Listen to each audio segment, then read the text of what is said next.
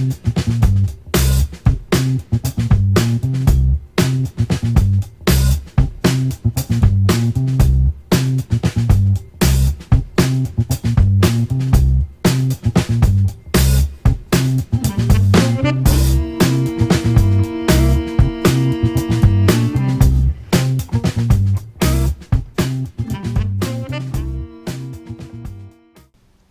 YouTube, Jay Kilroy here for a little Shop ADHD number 11, I believe. Far off Tom's 60 something, and Adam's right behind him, I believe in the high 40s. First off, get well, Adam, buddy. Pulling for you, praying for you. You know, just do what you got to do to stay healthy, you know. And keep those videos coming. So, no pressure. So we're gonna do all sorts of stuff. First off, GoPro question. A couple of GoPro questions for GoPro users. What kind of range do you get between your phone, or your device, your controlling device, Wi-Fi device, and the camera before your Wi-Fi device kind of loses connection? I'd like to know, because I'm not getting that much. So, you know, a little feedback could be welcome. I continued to mess around with the compressor of death, and I managed to get this high pressure piston out.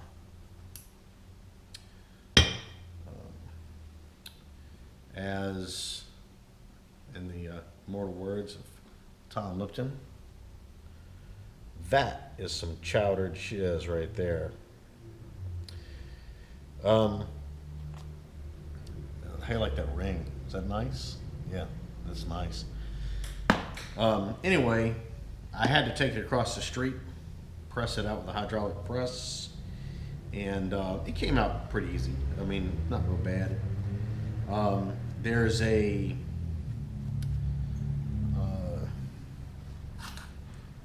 no way I could show you this on film, but I mean on the camera, but there's a scar in the side of the cylinder wall right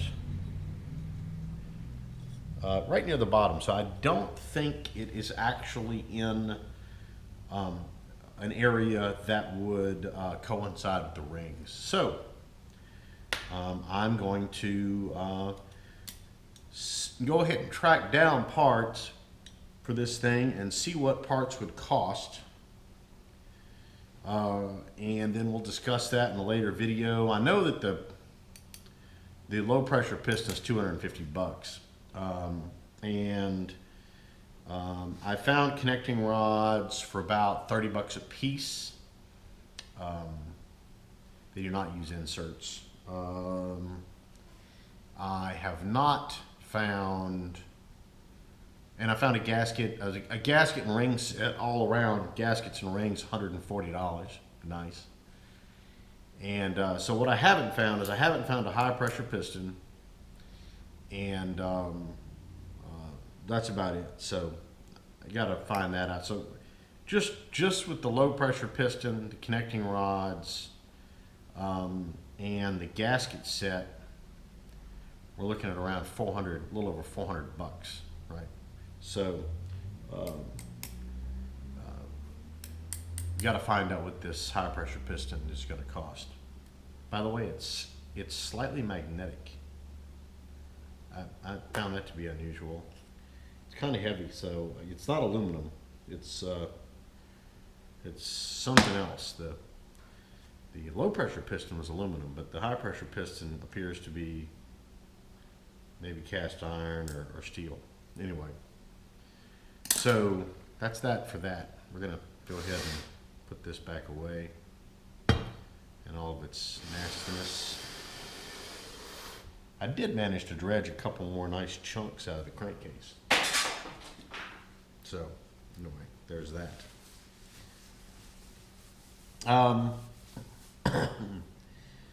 Watched Tom's Meatloaf the other day, and he had some new stuff he had a really cool Noga multi-deburr kind of like pocket knife looking thing. And so I like that. I went to looking around at that, went to digging around, and I thought, you know, that's pretty cool. But another Noga deburring item caught my eye, and I bought it, and I'm going to get it, and we're going to kind of go over it here a little bit. Okay, what we got here is the Noga Platinum box set. So I just kind of splurged. Call this Merry Christmas Me, right? So let's check it out. All sorts of goodies up in here. All sorts of Noga goodness. Nice little deburring products page here, so you can see everything else that you don't have and buy it as well. And then all sorts of goodness here. So we've got the basic. That is not the basic. This is the basic. Here's the basic Noga, kind of typical Noga handle. What model is this? Don't know. It does not have a number on it, but takes comes with a little complement of deburring cutters here, of which I hope the ones from my other deburring handle fit, because that would be handy. There you go. Kind of nice. And the ones I really liked, this OD deburring tool. Let's see, where's something I can deburr? All right, magically appeared a little piece of aluminum. And just crank that around, makes a very nice cut. Makes that really easy. And then there's the ID, little cone jobber.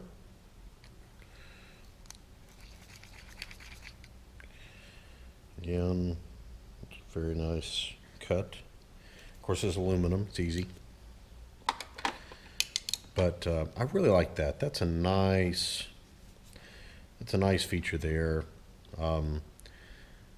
You know, deburring is important for a lot of reasons, not just because you don't want to slice your hands all to pieces, but because it's kind of like the finishing touch. It's kind of like the finish work in a home that makes the difference between a house and a show place. And it's also the place where you're going to spend a whole lot of money and a whole lot of time. So deburring your work just adds a level of quality to your work, right, that you're not going to get otherwise. So here's the other handle. It's got the long inserts here with the fixed blades. And get it set for the way you like it. Of course, that's brass. It's pretty easy to do. See what else we got here. We got us a really large ID deburring tool. Doesn't have the little spinner on it, but you can shoot. I think you could, in brass at least, I think you could countersink holes with this thing. So that's nice. You know, honestly, not real sure what this is for. Some kind of deburring device, but I can't say that I've ever used. It looks almost like a carbide insert. Can't say that I've ever used one. anyone has some examples of how this is used, let me know. This is the three-sided scraper, which is one of my favored deburring techniques. And then this right here is for edge deburring. Sheet metal plate, long straight edges. You just kind of drag this along, and got two inserts here that are reversible. And it looks like you could really do some serious damage with that thing. Anyway, great products. Everything Noga makes is fantastic. And after Tom got his little, I really planned on buying one of the 4-part foldable units that Tom had shown, and but after I saw this, well, what can I say? I'm a sucker. Okay, I also made here recently some table covers out of plywood. Once again, my person I take a lot of inspiration from online, Tom Lipton, I had seen his. I had some table covers made out of old conveyor belting, and they sucked. As nice as you think that might sound, and as easy as you would think that would be to clean, it wasn't. They were awful to clean, and they were terrible to handle, and they always appeared dirty. So I got a couple of scraps of plywood, and I made some. So I'm gonna show you the video for that very brief production of making some plywood table covers. I would heartily suggest it. Much easier to clean, looks much nicer, and it's nice and bright, makes it easier to find stuff. So especially if you get a lot of chips. So check that out. All right, we're gonna make the locating plugs for our table covers out of some Delrin. I believe that's what that is. It might be you. Actually, this is some polyethylene, UHMW. Doesn't really matter. Any kind of random plastic or even a metal would work. Mr. A-Bomb texting me there. This measures out at 775. We need to come down to 6'2". My slot measures 6'23" on the interior. So we're going to come down and we're going to face this off and then cut this stuff on down. Probably just one cut.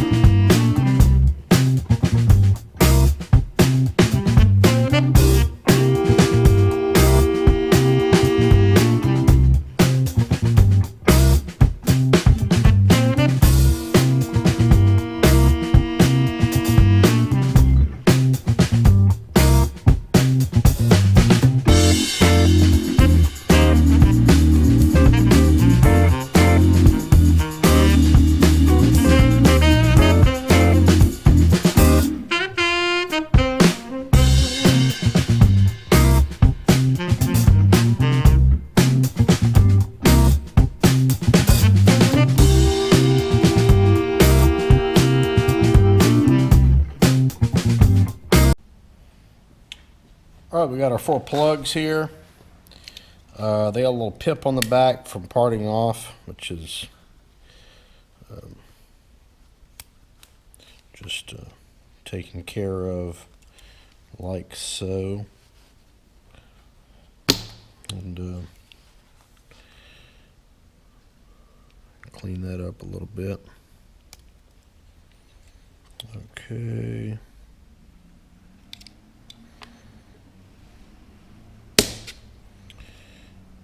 And last one. All right. So these are the plugs that are going to locate our covers in the slots on the table. And all I'm going to do is mark off the top of the cover, drill and countersink a small hole for a small screw, and then we're just going to screw these on and drop these down on the table. All right, here are my two blanks, my two pieces of plywood scrap here. This is a 1/4 inch drawer bottom material that comes pre-finished and sealed handily enough with a some kind of commercial clear finish. Now this is sized for my table on this machine, which is 11 inches wide. The table's 58 inches long. My Kurt vise is approximately 8 inches wide, so I've cut these 25 inches the length on each end. I want to have the plugs 2 inches from the vise, I figure, and about 18 inches from the vise. That gives me a nice spacing. I've got to keep them somewhat farther from this end because the drain pocket is on this end, so you can't move it all the way down, otherwise this will end up in the drain pocket, won't do you any good. So all I'm going to do, again, these are 11 inches wide, so I'm just going to mark this off.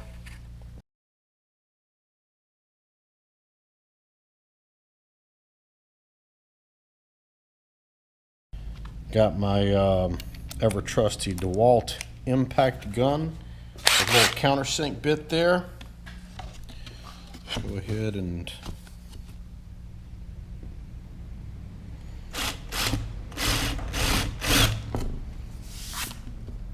countersink for these little flathead wood screws I'm using there.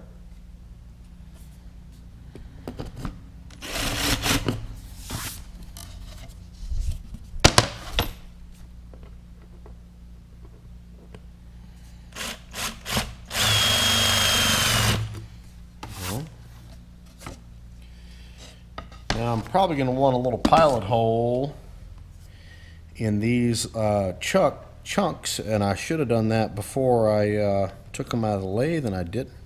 So I'm going to go back in there and pop a little tiny pilot hole in here for these screws. All right, got a couple of pilot holes drilled in there. And I'm going to go ahead and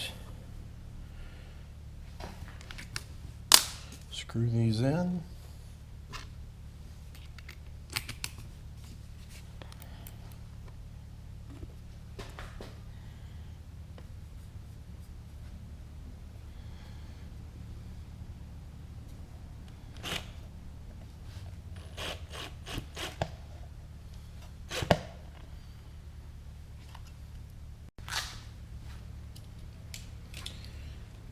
Hard to grip those little boogers. So we can put a pair of pliers on them.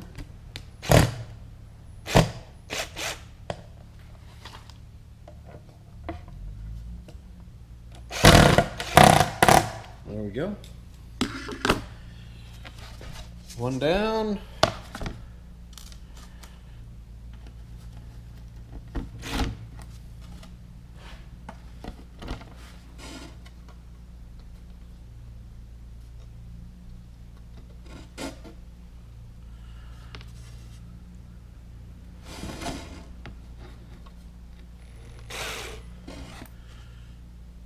Grab it with the pliers. Sorry you can't see this, I'm kind of out of the frame. Kind of woodchuck work, so. All right. So there we go. A couple, this is one smooth top table cover to allow me to clean these off easier than the rubber ones that I had. So finish the other one up and drop them on the machine. Alrighty, there you go. The cover's done. Makes for a really nice and easy to remove, yet durable finish. Easy to clean. I may trim this up a little bit here to get a better fit around the vise, but I really don't know that I'm even going to worry about that. This commercial finish here is plenty durable to wipe off pretty clean. You know, if I really chowder it up, I'll just throw them away and make another one. Material cost here for the wood was $0. For the plastic was about 15 cents, and for the screws was about 5 cents. So I got about 20 to 25 cents in materials in this whole job. And I got to tell you, let me show you one of the rubber ones. Here's one of the rubber ones, and that's as clean as it gets. That's the stuff you'd think rubber would be really good and would wipe off really nice and clean and would be easy to clean, but it's not. The chips stick to it, especially hot chips, and then chemicals, different types of chemicals affect it differently. So this was really not ideal, not nearly as ideal as I thought it would be. Alrighty, those are, I'm gonna make a bigger pair for the Kearney Trekker. I had big conveyor belting covers on that thing over there too, and I've already thrown those away because these are so much nicer, so much easier to clean. The rubber that you thought, oh, you can just wipe this off. No, you can't. The chips stick to it. So this is a much nicer setup. And you know, if they get nasty, I'll just make some new ones. If you go to your home store, by the way, you can get 1/4-inch plywood pre-finished. I didn't do that, but you can. What else? I took some nice video on cutting some. A customer brought in a big aluminum extrusion and a long, about 48-inch long aluminum extrusion. They wanted some material removed from it. I went through all the work holding and set it up on the big KT, cut it, and went through moving it, and you know, I had a whole, you know, half-hour video shot on that, and I lost it. So that's my second GoPro question. It's just gone, right? So, you know, if I find it, I'll use it, but I have looked extensively, and it's gone. Don't know what happened to it. Really kind of frustrating. Oh, had a visitor at the shop. Not the kind of visitor you're expecting. Let me post a little video.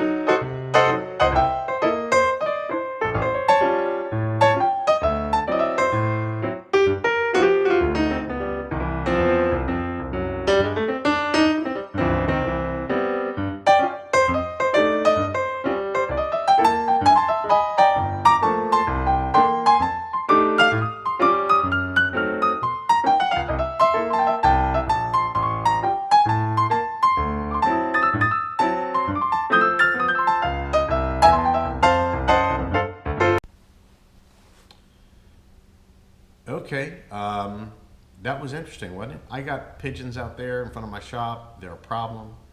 They do their business everywhere. That bird was helping me out. A friend of mine came and walked over to the shop, walked within 5 feet of that bird. Bird did not move. Bowed up on my buddy, like, you're not taking this pigeon, right?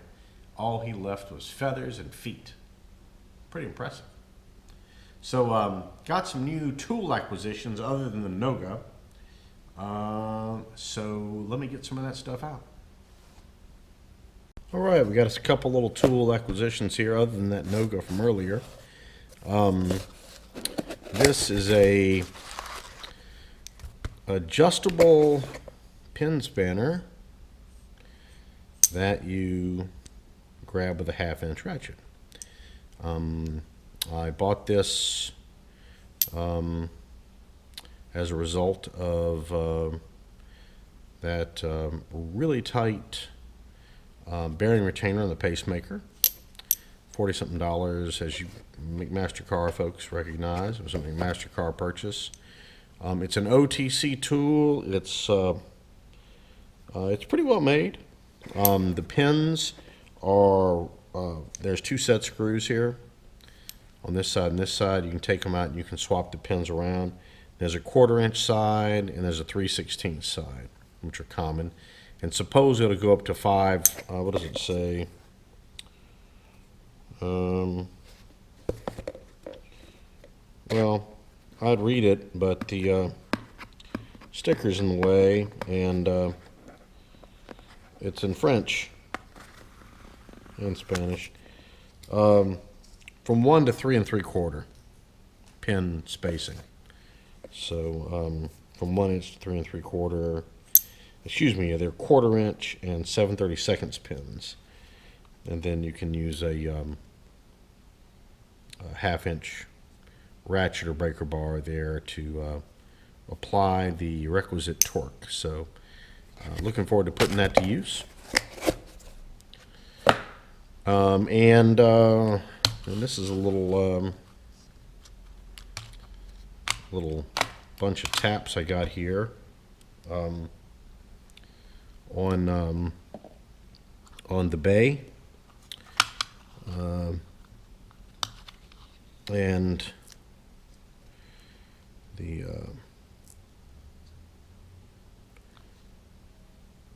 there's let's see, 3 by 48, 6 by 40, 5 by 40, and another 6 by 40.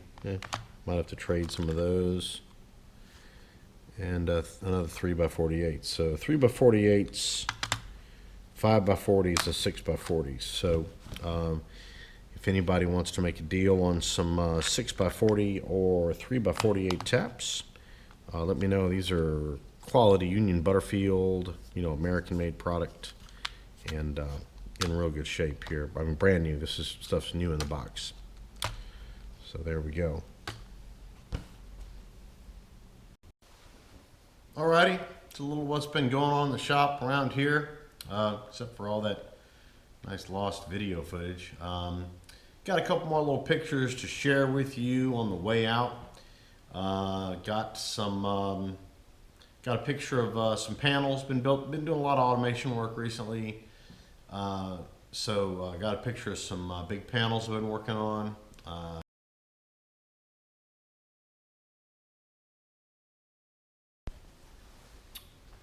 So those panels that I made are microprocessor automation devices, and they are currently in Egmont Key, on Egmont Key Island in Tampa Bay, Florida. So anyway,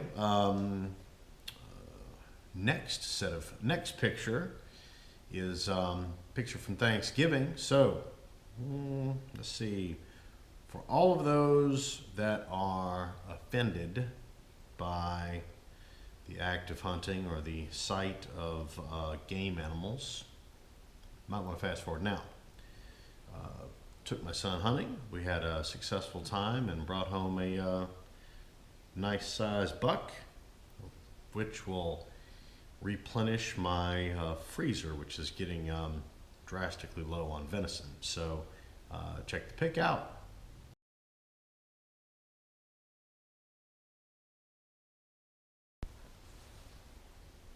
235 pounds. That'll go a long way. My dad told me to bring 2 coolers. So that's good. I got a 26 cubic foot freezer over here, so it's getting pretty low. The wife and kids and I Love the venison, so good for you. Other than that, that's about it. It's holiday season. It's kind of hit and miss around here. Been busy. I want to wish everybody a happy and safe, or happy, safe, and Merry Christmas, and our safe holiday season. If you don't celebrate the holiday, it's fine too, and I hope you get a little time off as well. Enjoy yourself. Weather around here has been fantastic, so we're going to get outside. We're going to visit family, and so probably won't be spending a whole ton of time in the shop, but we are going to try to get back in the shop here soon and crank out some more videos. Been doing some work on the power feed on the Herco. Got some more work coming up on the pacemaker, and possibly we're going to start work on this compressor. So we got lots of stuff going on. So everybody be safe in the shop.